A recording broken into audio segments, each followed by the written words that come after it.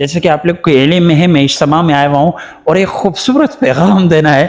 मुझे बहुत हंसी भी आई, कारी हमजा साहब भी हंस रहे थे, मुझे भी बहुत हंसी आई।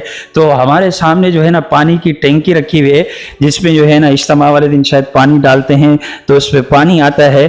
तो यहाँ हमने नज़र डाली, आप देखें नाजरीन, हमने डाली, यहाँ पे लिखा हुआ था बराए मेहरबानी नस्वार थूकना मना है।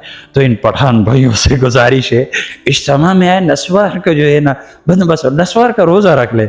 नस्वार जो लेकर आए तो वो इस पे नहीं थूके।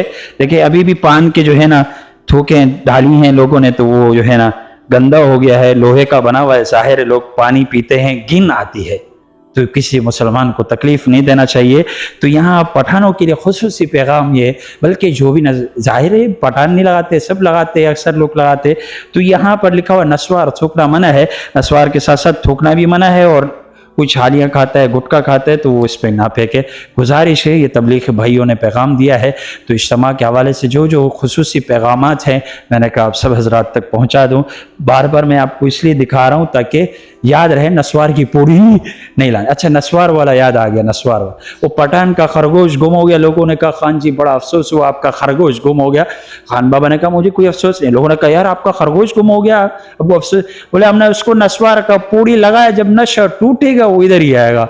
तो आप सबका नशा इंशाअल्लाह ताला इज्तिमा में टूटने वाला है।